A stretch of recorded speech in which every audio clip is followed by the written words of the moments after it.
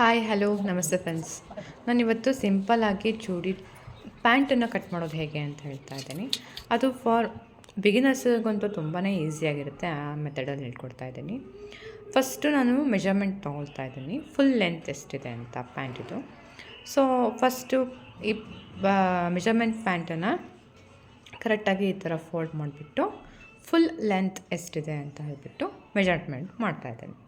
Total full length ಎಷ್ಟಿದೆ ಅಂತ ನೋಡ್ಕೊಳ್ಳಿ. ಇಲ್ಲಿ ನನಗೆ 38 ಬರ್ತಾಯಿದೆ. So full length 38. ಅಲ್ಲಿ ನಾನು ಫಸ್ಟು ಮೇಲ್ಗಡೆ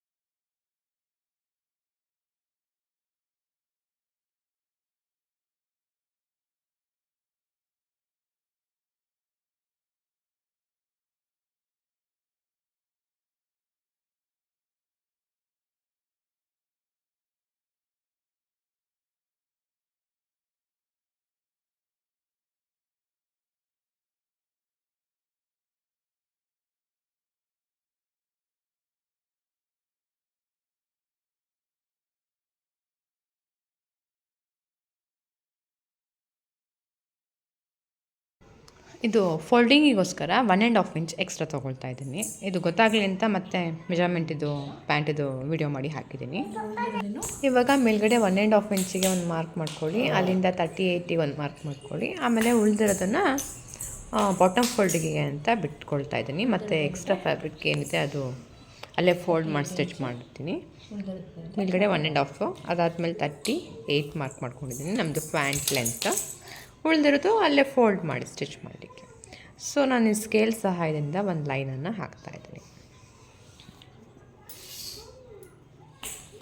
ಹಾಗೆ ಮೇಲ್ಗಡೆನೂ ಅಷ್ಟೇ ಫೋಲ್ಡಿಂಗ್ ಅದು 1.5 ಇಂಚ್ ಫೋಲ್ಡಿಂಗ್ ಇದೆಯಲ್ಲ, ಅಲ್ಲೂ ಒಂದು ಲೈನನ್ನು ಹಾಕ್ಕೊಳ್ತೀನಿ.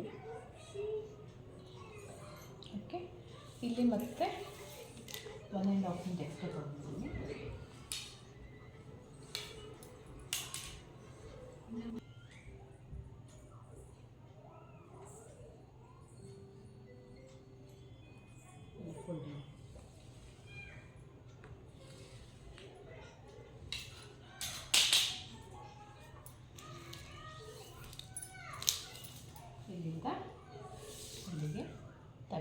ನೋಡಿ, ನಮಗೆ 38 ರೆಡಿ ಸಿಗ್ತಾ ಇದೆ. ಮೇಲ್ಗಡೆ 1.5 ಇಂಚ್ ಫೋಲ್ಡಿಂಗು, ಕೆಳಗಡೆ ಬಾಟಮ್ ಫೋಲ್ಡಿಂಗಿಗೆ ಏನು ಫ್ಯಾಬ್ರಿಕ್ ಇದೆ ಅಷ್ಟನ್ನು ತೊಗೊಳ್ತಾ ಇದ್ದೀನಿ. ಸೊ ಇಷ್ಟು ಗೊತ್ತಾಯ್ತಲ್ವ. ಇದಾದ ನಂತರ ನಮ್ಮದು ಪ್ಯಾಂಟಿದು ವೇಸ್ಟ್ ಎಷ್ಟಿದೆ ಅಂತ ಹೇಳಿಬಿಟ್ಟು, ಸೊಂಟದ ಸುತ್ತಳತೆ ಎಷ್ಟಿದೆ ಅಂತ ಹೇಳಿಬಿಟ್ಟು ನೋಡಬೇಕು. ಸೊ ಪ್ಯಾಂಟಿದು ಮೆಜರ್ಮೆಂಟ್ ತೊಗೊಳ್ತಾ ಇದ್ದೀನಿ ಎಷ್ಟಿದೆ ಅಂತ ಹೇಳಿಬಿಟ್ಟು. ಇಲ್ಲಿ ಸೊಂಟದ ಸುತ್ತಳತೆ 23 ಇದೆ ಒಂದು ಸೈಡು. 23 + 23 ಅಂದರೆ ಎಷ್ಟಾಗುತ್ತೆ? 46 ಆಗುತ್ತೆ ಪೂರ್ಣ. ಇದು ಒಂದು ಸೈಡ್ ಅಲ್ವಾ, ಡಬಲ್ ಸೈಡ್ ತೊಗೊಬೇಕಲ್ವಾ. ಸೊ ಎಷ್ಟಾಗುತ್ತೆ? 23 23 46 ಆಗುತ್ತೆ.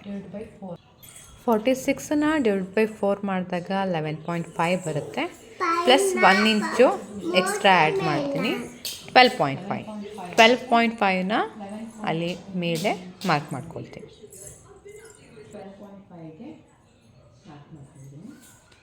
ಅದಾದ ನಂತರ ಡೌನಿಂಗ್ ಎಷ್ಟಿದೆ ಅಂತ ನೋಡ್ಕೊಳ್ಬೇಕು. ನೆಕ್ಸ್ಟ್ ಆಗಿ ಇದರ ಮೆಜರ್ಮೆಂಟು ತೊಗೊಬೇಕು. ಇದು 15 ಬರ್ತಾ ಇದೆ. ಅದು ಫೋಲ್ಡಿಂಗಿಂದ ಇದು ಕೆಳಗಡೆ. ಸೊ ಅದನ್ನು 15ಅನ್ನು ಅದು ಬಿಟ್ಬಿಟ್ಟು 15ಅನ್ನು ಮಾರ್ಕ್ ಮಾಡ್ಕೊಳ್ತಾ ಇದ್ದೀನಿ. 15 ತುಂಬ ಡೌನ್ ಆಯಿತು ಅಂತ ನಾನು 14ಗೆ ಮಾರ್ಕ್ ಮಾಡ್ತಾ ಇದ್ದೀನಿ.